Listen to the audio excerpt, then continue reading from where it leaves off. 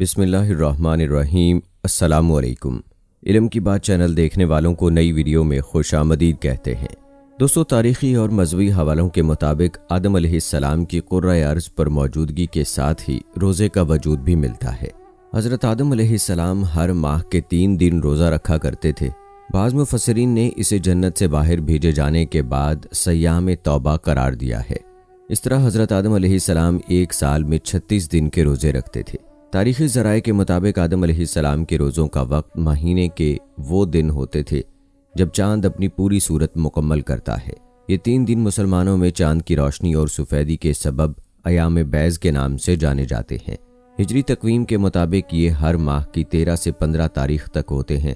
حضرت نوح علیہ السلام نے بھی حضرت آدم علیہ السلام کے طریقے پر ہر ماہ انہی 3 دن کے روزے رکھے جن میں چاند اپنی صورت مکمل کرتا ہے۔ ان روزوں کو عظیم طوفان سے نجات پر صیام شکر کا نام دیا گیا۔ البتہ حضرت داؤد علیہ السلام کے روزوں کا طریقہ مختلف ہوتا۔ رسول کریم صلی اللہ علیہ وآلہ وسلم کے فرمان کے مطابق وہ 1 دن روزہ رکھتے اور 1 دن افطار کیا کرتے، گویا کہ وہ سال میں تقریباً 182 دن روزہ رکھا کرتے تھے۔ تاریخی ذرائع کے مطابق حضرت سلیمان علیہ السلام ہر ماہ 9 دن روزہ رکھا کرتے۔ وہ مہینے کے آغاز پر 3 دن، مہینے کے درمیان میں 3 دن اور مہینے کے آخر میں 3 دن روزہ رکھتے۔ حضرت ابراہیم علیہ السلام بھی حضرت آدم علیہ السلام کے طریقے پر ہر ماہ 3 دن روزہ رکھا کرتے۔ بعض روایتوں میں آتا ہے کہ ابراہیم علیہ السلام پورے مہینے کے روزے رکھتے، تاہم بعض مفسرین نے اس کو 3 دن کے روزے بیان کیا ہے اور نیکی 10 گنا کے برابر ہوتی ہے، گویا کہ انہوں نے پورے مہینے روزے رکھے۔ کلیم اللہ حضرت موسیٰ علیہ السلام کے روزوں کا طریقہ کار ذرا مختلف تھا۔ بعض مفسرین کا کہنا ہے کہ اللہ تعالیٰ نے موسیٰ علیہ السلام کو افطار کے بغیر مسلسل 3 روزے رکھنے کا حکم دیا، یہاں تک کہ وہ اللہ سے ملاقات کریں اور ہم کلامی کا شرف حاصل کریں۔ تاہم موسیٰ علیہ السلام نے روزے پورے کرنے کے بعد اس بات کو پسند کیا کہ وہ اپنے منہ کی بو کے ساتھ اپنے رب سے ملاقات کریں۔ انہوں نے ایک درخت سے شاخ لے کر اس سے مسواک بنائی۔ اس پر اللہ تعالیٰ نے انہیں سابقہ حکم کی خلاف ورزی پر مزید 10 روزے رکھنے کا حکم دیا۔ قرآن مجید میں مریم علیہ السلام کا صیام بھی مذکور ہے، تاہم وہ لوگوں کے ساتھ بات چیت نہ کرنے کا روزہ تھا۔ سیرت کی کتابوں میں آتا ہے کہ رسول کریم صلی اللہ علیہ وآلہ وسلم وحی کے نزول سے قبل ہر سال 1 ماہ روزہ رکھا کرتے۔ نبوت کے بعد انہوں نے ہر ہفتے پیر اور جمعرات کا روزہ رکھنا شروع کر دیا۔ آپ اپنے صحابہ کرام کو بھی ان 2 دنوں کے روزوں کی ترغیب دیا کرتے۔ نبی کریم صلی اللہ علیہ وآلہ وسلم نے آدم علیہ السلام کے طریقے پر ہر ماہ 3 دن یعنی ایام بیض کے روزے رکھے۔ ان 3 دنوں کے روزوں کے حوالے سے کئی روایات موجود ہیں۔ صحابہ کرام رضوان اللہ مجمعین روایت کرتے ہیں کہ رسول کریم صلی اللہ علیہ وآلہ وسلم کبھی کبھی مسلسل کئی روز تک روزے رکھا کرتے کہ صحابہ کو گمان ہوتا کہ اب اللہ کے نبی افطار کریں گے ہی نہیں۔ اس کے بعد وہ دیکھتے ہیں کہ رسول اللہ صلی اللہ علیہ وآلہ وسلم نے افطار بھی کر لیا ہے۔ اس کے بعد اتنا طویل وقفہ آتا کہ صحابہ کرام کو گمان ہوتا کہ شاید اللہ کے نبی دوبارہ روزہ نہیں رکھیں گے۔ دوستو، رمضان کے روزے ہجرت کے دوسرے سال فرض ہوئے۔ رسول اللہ صلی اللہ علیہ وآلہ وسلم نے دنیا سے پردہ فرمانے سے قبل 9 سال رمضان کے روزے رکھے۔ رمضان کا مہینہ بابرکت مہینہ ہے جس کے روزے ہم پر فرض ہیں۔ ہم پر آسانی یہ ہے کہ ہمیں سحری اور افطار کی برکات سے نوازا گیا ہے۔ سحری میں بھی روٹی، پراٹھا، سالن، دہی، دودھ، لسی وغیرہ، اور افطاری میں بھی کھجور، مختلف اقسام کے فروٹ، میٹھے جوس یا شربت اور دیگر کھانے کی ڈشز پیٹ بھر کر کھاتے ہیں۔ پچھلی امتوں کے لوگ جب روزہ رکھتے تو وہ بہت طویل ہوتا تھا، اس میں 1 دن اور 1 رات میں صرف 1 مرتبہ ہی کھایا پیا جا سکتا تھا۔ اب کہہ سکتے ہیں کہ ان کی سحر و افطاری ایک ساتھ ہوتی تھی۔ حضرت موسیٰ علیہ السلام کو بھی جب تورات سے نوازنا تھا تو ان کو بھی 30 روزوں کا حکم ہوا تھا۔ حضرت موسیٰ علیہ السلام کوہ سینا پر عبادت کے لیے جاتے۔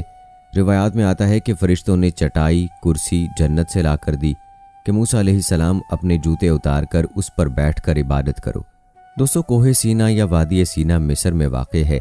بلند و بالا پہاڑ ہیں جن کی نوکیلی چوٹیاں اور درختوں کی بہتات ہے۔ ان میں سے ایک چوٹی کا نام طور بھی تھا، اس کی ایک طرف سینٹ کے تھرائن بھی ہیں۔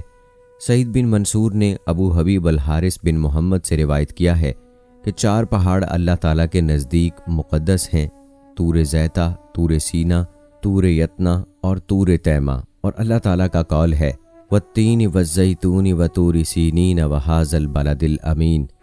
कसम है इंजीर की और जैतून की और तूर सीना की और उस अमन वाले शहर की। दोस्तों, तूर ज़ैता बैतुल मुक़द्दस है, तूर सीना तूर पहाड़ है, और तूर तेना दमिश्क है, और तूर तीमा मक्का मुकरमा है। हज़रत मूसा अलैहिस्सलाम ने जब 30 रोज़े पूरे किए तो उन्होंने अपनी कौम बनी इसराइल से कहा, मेरे रब ने मुझे तौरात मुक़द्दस अता करनी है ताकि मैं तुम्हें शरीयत सिखाऊं और तुम हिदायत पाने वाले हो जाओ।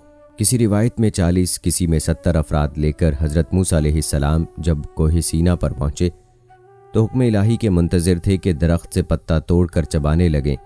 हुक्म हुआ, ए मूसा, तुम्हें रोज़े का हुक्म था, तुमने कैसे तोड़ लिया? हज़रत मूसा अलैहिस्सलाम ने इल्तिजा की, ए मेरे पाक रब, 30वां रोज़ा है जिसकी वजह से मेरे मुंह से बू आ रही थी। तेरी पाकी और मुलाकात की वजह से मैंने दरख्त से पत्ता लेकर चबाया ताकि मुंह की बुदबू ज़ाइल हो जाए। तब बारगाहे इलाही से मिसवाक का हुक्म हुआ और अल्लाह रब्बुल इज़्ज़त ने इरशाद फरमाया, रोज़ेदार की मुंह से निकलने वाली बू मेरे लिए मुश्क और अंबर जैसी खुशबू से भी बढ़कर है। चूँकि तूने रोज़ा तोड़ लिया है, अब 10 रोज़े और रखने का हुक्म है तुझे। कौम वालों ने कहा, ए मूसा, जब तक हम ना देख लें हम यकीन नहीं करेंगे। एक बिजली उन पर गिरी और वो सब मर गए। अब हज़रत मूसा अलैहिस्सलाम ने दुआ की, इलाही इनको ज़िंदा कर ताकि मैं अपनी कौम को जवाब दूं। ये ना हो कि वो समझें कि मैंने इनको हलाक कर दिया। फिर अल्लाह रब्बुल इज़्ज़त के हुक्म से वो दोबारा ज़िंदा हो गए। उसके बाद हज़रत मूसा अलैहिस्सलाम ने 40 रोज़े पूरे किए और अपनी कौम के लोगों को लेकर दोबारा कोहे सीना पर हाजिर हुए। मुलाकात और दीदार इलाही के शौक़ में हज़रत मूसा अलैहिस्सलाम अपनी कौम को पीछे छोड़कर पहाड़ के ऊपर आ गए और हम कलाम हुए। हाय, ये कैसा शौक़ दीदार है अपने महबूब से मिलने का। हज़रत मूसा अलैहिस्सलाम ने अपनी कौम को पीछे खड़ा किया और ख़ुद आगे आ गए ताकि दीदार सबसे पहले मुझे ही हो, मैं ही देखूं इस दुनिया में सबसे पहले अपने महबूब को। मुझसे पहले किसी की भी नज़र न पड़े मेरे महबूब पर। क्या खूब मोहब्बत है। इस बात को कुरान पाक ने सूरह क़ाहा में ऐसे बयान किया, मूसा, क्यों जल्दी की तुमने अपनी कौम से? बोले मूसा कि ए मेरे रब, मैंने इस वास्ते किया ताकि तुम मुझसे राज़ी हो जाए। फिर फरियाद की हज़रत मूसा अलैहिस्सलाम ने कि ए मेरे मालिक, मुझे अपना जलवा दिखाना, अपना सरापा दिखा।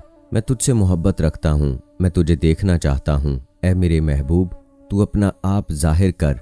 फरिश्तों ने जब ये फरियाद सुनी तो हज़रत मूसा अलैहिस्सलाम से कहा, ए नबी खुदा, आप हम कलाम तो होते हैं, फिर भी आप देखना चाहते हैं। रिवायत में है कि 70,000 शख्स अपनी तरह उन्हीं कपड़ों और हाथ में असा पकड़े देखे। जब मूसा अलैहिस्सलाम ने और सभी दीदारे इलाही के मुंतज़िर थे, उन्होंने पूछा, या रब, क्या माजरा है? क्या मेरी तरह और भी हैं ये सब? तब फरमाया गया कि नहीं, तुम अकेले हो, लेकिन ये मेरी ज़ात है जो हर चीज़ पर कादिर है, हत्ता कि तुझ जैसे और भी एक पल में बनाने की कुदरत रखता हूँ। हज़रत मूसा अलैहिस्सलाम का तजस्सुस और बढ़ गया। फिर इल्तिजा की, मेरा शौक़ तमन्ना तो बस दीदारे इलाही है। सूरह आराफ में इस वाक़े का जिक्र है कि जब हज़रत मूसा अलैहिस्सलाम ने अपनी ख्वाहिश का इजहार किया तो पाक परवरदिगार ने फरमाया कि ए मूसा, इस दुनिया में तू मुझे हरगिज़ नहीं देख सकेगा। तू अपनी नज़र सामने पहाड़ की तरफ कर, अगर अपनी जगह कायम रहेगा फिर तू मुझको देख सकेगा। फिर जैसे ही रब्बुल आलमीन ने अपनी तजल्ली दिखाई, पहाड़ जल गया और रेज़ों में बिखर गया। हज़रत मूसा अलैहिस्सलाम के भी होश उड़ गए और कौम के 70 या 40 अफराद भी मर गए। जब होश में लाया गया मूसा अलैहिस्सलाम को तो वो फ़ौरन मतवज्जे हुए और अर्ज़ की, ए पाक ज़ात, मैं तौबा करता हूँ और यकीन लाता हूँ तेरी ज़ात पर। तब अल्लाह पाक ने फरमाया कि जो तुझको दिया है उसको पकड़ और शुक्र करने वालों में से हो जा। तब हज़रत मूसा अलैहिस्सलाम की दुआ से उन अफराद को भी ज़िंदा किया गया और हज़रत मूसा अलैहिस्सलाम को तौरात अता हुई। तो दोस्तों, ये थी हमारी आज की वीडियो। उम्मीद करते हैं कि आपको पसंद आई होगी। आज की इस वीडियो के मुताल्लिक अपनी राय का इजहार ज़रूर कीजिएगा। मुझे अगली वीडियो तक इजाज़त दें। फ़ी अमानिल्लाह।